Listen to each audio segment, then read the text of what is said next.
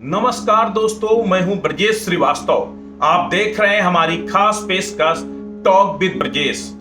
Talk with Brajesh में आज हम बात करेंगे बिहार के मुख्यमंत्री नीतीश कुमार की। बीजेपी से अलग होने के बाद लगातार नीतीश कुमार बेहद ही चिंतित नजर आ रहे हैं। चिंता है उन्हें 2024 को लेकर। 2024 को लेकर नीतीश कुमार लगातार इन कोशिशों में जुटे हैं कि किसी तरीके से पूरे विपक्ष को लामबंद करके 2024 में वो प्रधानमंत्री नरेंद्र मोदी का विकल्प बन सके। और यही वजह है कि वो लगातार तमाम विपक्षी पार्टियों के नेताओं से मिल रहे हैं, वे कांग्रेस के नेताओं से मिल रहे हैं। वो लगातार अगर देखा जाए तो उत्तर प्रदेश में समाजवादी पार्टी के जो है मुखिया मुलायम सिंह यादव से मिले, अखिलेश यादव से मिले। इसके साथ ही अलग अलग नेताओं से वो लगातार मिल रहे हैं। तेलंगाना में केसीआर से उनकी बातचीत हुई, बैठक हुई। केसीआर खुद बिहार चल करके आए। ममता बनर्जी से भी वो संपर्क करने की कोशिशों में जुटे हैं। अलग अलग सभी नेताओं से मिल करके वो इस कोशिशों में जुटे हैं कि किसी तरीके से 2024 में बीजेपी के खिलाफ एक बड़ा महागठबंधन तैयार किया जाए। लेकिन सबसे बड़ी बात यह है कि वो अभी तक इसमें कामयाब नहीं हो पा रहे हैं। उसके पीछे की वजह है कि हर एक विपक्षी पार्टी के जो भी राजनीतिक दल हैं, उनकी अपनी अपनी महत्वाकांक्षा है, अपनी अपनी उनकी उम्मीदें हैं। और वो कोई भी गठबंधन सफल नहीं हो सकता जहां पर बहुनेतृत्व हो। नीतीश कुमार चाहते हैं कि विपक्ष का वो एक सर्वमान्य चेहरा बने, जिससे मजबूती के साथ 2024 में मोदी के खिलाफ खड़ा हुआ जा सके। इसी कड़ी में एक अहम खबर निकल के आ रही है कि क्या उत्तर प्रदेश से नीतीश कुमार 2024 का लोकसभा चुनाव लड़ने जा रहे हैं। ये कयास तब और मजबूत हो गए जब जो लल्लन कुमार हैं, जो नेता हैं जेडीयू के, उनसे इस बारे में जब बात की गई कि क्या नीतीश कुमार उत्तर प्रदेश से चुनाव लड़ सकते हैं, तो उन्होंने कहा कि ना तो हम मना कर सकते हैं और ना ही हम इस पर अपनी सहमति दे सकते हैं। यानी दोनों चीजें हैं, लड़ भी सकते और नहीं भी लड़ सकते, ये नीतीश कुमार तय करेंगे। इसका मतलब कुछ ना कुछ बात तो है। अब बात आ रही है कि फूलपुर से चुनाव लड़ सकते हैं। फूलपुर, प्रयागराज का फूलपुर जो लोकसभा सीट है, वो लोकसभा सीट अगर देखा जाए तो यूं तो एक बेहद ही हाई प्रोफाइल सीट कभी जमाने में हुआ करती थी। पंडित जवाहरलाल नेहरू वहां से 2 बार चुनाव लड़े। बड़ी बड़ी शख्सियत फूलपुर से चुनाव लड़ चुकी है। लेकिन फूलपुर से नीतीश कुमार के चुनाव लड़ने की जो कयास है, उसके भी कई मायने हैं। मुद्दा ये नहीं है कि नीतीश कुमार फूलपुर से चुनाव लड़ेंगे या मिर्जापुर से चुनाव लड़ेंगे या फिर उत्तर प्रदेश दूसरे से चुनाव लड़ेंगे। सिर्फ मुद्दा यह है कि क्या उत्तर प्रदेश में लोकसभा चुनाव में नीतीश कुमार यहां से वो चुनाव लड़ेंगे या नहीं लड़ेंगे। आप एक बात समझ के चलिए, उत्तर प्रदेश को गेटवे ऑफ इंडिया कहा जाता है या गेटवे ऑफ इंडियन पॉलिटिक्स कहा जाता है। अगर आपको देश की सियासत में अपनी भागीदारी सुनिश्चित करनी है या देश की सत्ता पर यानी दिल्ली के सिंहासन पर बैठना है, तो उसके लिए वो रास्ता उत्तर प्रदेश से होकर गुजरता है। इतिहास गवाह है इस बात को। बीजेपी भी अगर आज लगातार दूसरी बार केंद्र की सत्ता में है, तो उसके पीछे की वजह यही है कि वो उत्तर प्रदेश को फतेह करके दिल्ली तक पहुंची है। और यही वजह है कि विपक्ष पूरा उत्तर प्रदेश में बीजेपी को घेरने में लगा हुआ है। वो अलग बात है कि 2014 के बाद से लगातार कोशिशों के बावजूद भी कोई कामयाब नहीं हुआ। हर एक चुनाव में एक गठबंधन हुआ। 2014 के चुनाव में गठबंधन हुआ, 17 के विधानसभा चुनाव में गठबंधन हुआ, 19 के लोकसभा चुनाव में गठबंधन हुआ, 22 के विधानसभा चुनाव में गठबंधन हुआ, लेकिन कोई भी गठबंधन कामयाब नहीं हुआ। लेकिन अब जिस तरीके से अखिलेश यादव लगातार घिरते जा रहे हैं, अलग थलग पड़ते जा रहे हैं, बसपा सुप्रीमो मायावती ने सीधे तौर पर अखिलेश यादव को टारगेट करने की योजना तैयार की है। बीजेपी लगातार अखिलेश यादव को टारगेट कर रही है, समाजवादी पार्टी उसके निशाने पर है। कांग्रेस समाजवादी पार्टी का दामन छोड़ चुकी है, जो गठबंधन था वो टूट चुका है। बीएसपी से जो गठबंधन था वो टूट चुका है। तमाम जो गठबंधन के साथी थे जिन्होंने 2022 के विधानसभा चुनाव में अखिलेश के साथ गठबंधन किया था वो छूट चुका है। ऐसे में एक महागठबंधन की संभावनाएं जिसे नीतीश कुमार तलाश रहे हैं, उन महागठबंधन की संभावनाओं के बीच में अखिलेश यादव का जेडीयू यानी नीतीश कुमार को यह ऑफर देना कि आप उत्तर प्रदेश में आइए, चुनाव लड़िए और हम वहां से आपको पूरी मदद देंगे। सीधे तौर पर समाजवादी पार्टी ने जेडीयू के लिए अपने रास्ते खोल दिए हैं। अब उसके पीछे की सबसे बड़ी वजह है कि अगर नीतीश कुमार उत्तर प्रदेश से चुनाव लड़ते हैं तो जाहिर तौर पर यह अपने आप में एक बड़ा टर्निंग पॉइंट होगा, क्योंकि खुद प्रधानमंत्री नरेंद्र मोदी वाराणसी से संभावना यही है कि वो एक बार फिर चुनाव लड़ेंगे।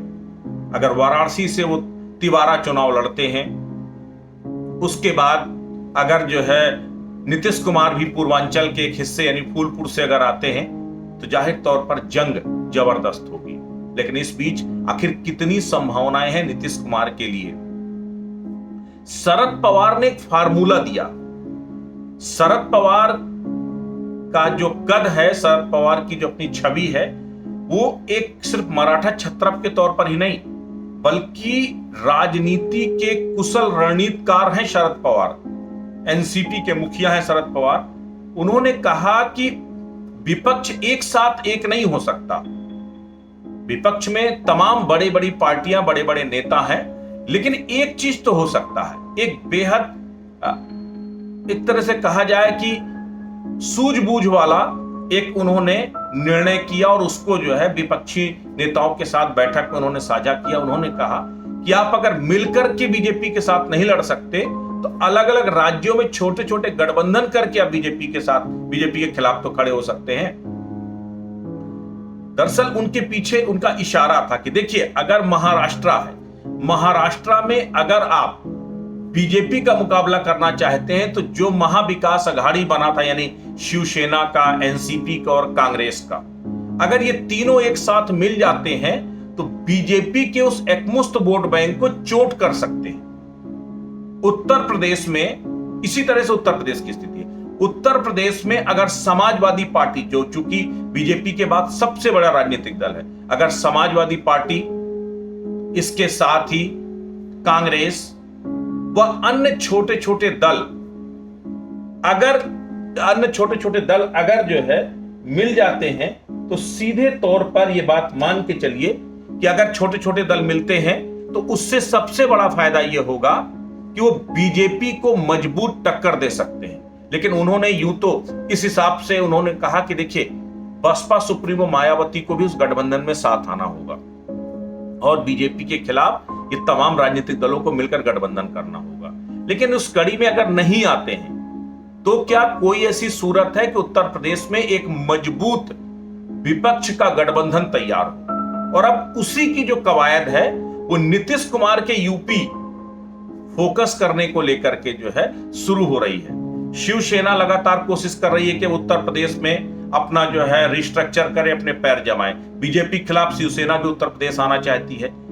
नीतीश कुमार भी अब उत्तर प्रदेश में आकर के उत्तर प्रदेश में मोदी को चुनौती देना चाहते हैं। अखिलेश यादव पहले से बीजेपी के खिलाफ मजबूती का दम दिखा रहे हैं। ऐसे में अगर कांग्रेस इनके साथ मिल जाती है तो कांग्रेस, जेडीयू, समाजवादी पार्टी, शिवसेना और वो तमाम छोटे छोटे दल अगर मिल जाते हैं तो एक गठबंधन तैयार हो सकता है। लेकिन अब वो गठबंधन कितना मजबूत होगा ये देखने वाली बात होगी। लेकिन फिलहाल अगर देखा जाए तो समाजवादी पार्टी अब वो हर कुछ करने को तैयार है जिससे मोदी के विजय रथ को रोका जा सके 2024 में, क्योंकि 2022 में अखिलेश यादव को बहुत उम्मीदें थी, लेकिन उन उम्मीदों पर कुठाराघात किया बीजेपी ने दोबारा सत्ता में वापस आकर।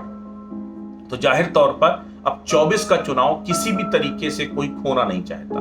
यही वजह है कि अब अखिलेश यादव ने नीतीश कुमार को मोहरा बनाया है, नीतीश कुमार को ऑफर दिया है कि आप आइए और उत्तर प्रदेश से चुनाव लड़िए। आप मिर्जापुर से लड़ना चाहे मिर्जापुर से लड़िए, फूलपुर से लड़ना चाहे फूलपुर से लड़िए, या फिर दूसरे अन्य जगहों से लड़ना चाहे तो आप वहां से चुनाव लड़िए, लेकिन आप यूपी से चुनाव लड़िए। लेकिन इस बीच में एक बड़ी कड़ी कांग्रेस है। क्या कांग्रेस उत्तर प्रदेश में नीतीश कुमार, जेडीयू, समाजवादी पार्टी और अन्य छोटे छोटे दल मिलकर के क्या कोई बड़ा गठबंधन बीजेपी के खिलाफ तैयार करेंगे?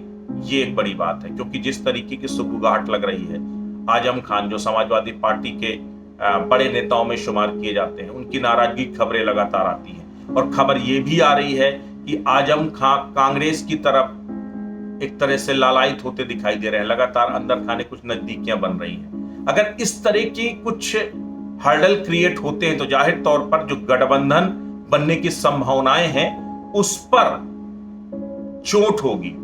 और यही वजह है कि ये कोशिश की जा रही है कि कम से कम कुछ ऐसा किया जाए कि गठबंधन भी प्रभावित ना हो और लोगों के अलग अलग पार्टियों के हित भी प्रभावित ना हो। लेकिन नीतीश कुमार एक अहम फैक्टर हैं। लेकिन सबसे बड़ी बात यह है कि सोनिया गांधी ने नीतीश कुमार की उम्मीदों पर कहीं ना कहीं कुठाराघात करने का काम किया है, क्योंकि जो नीतीश कुमार चाहते हैं कि उनकी एक स्वीकार्यता बने, तो स्वीकार्यता फिलहाल होती दिखाई नहीं दे रही है। उधर केसीआर खुद बिहार गए थे, उन्होंने कहा था हम नीतीश कुमार के साथ हैं, लेकिन अब वो भी अपना जो है वो भी कह रहे हैं कि हम पुनर्विचार करेंगे।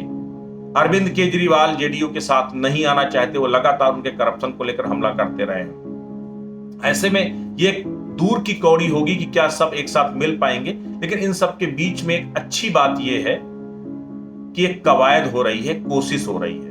अब ये कोशिशों को कितना बल मिलेगा और कोशिशें कितनी कामयाब होंगी, ये देखने वाली बात होगी। लेकिन फिलहाल नीतीश कुमार लगातार ये कोशिश कर रहे हैं कि विपक्ष में वो स्वीकार्य चेहरा बन पाए, और विपक्ष का सबसे मजबूत चेहरा उत्तर प्रदेश से नरेंद्र मोदी को कड़ी टक्कर दे।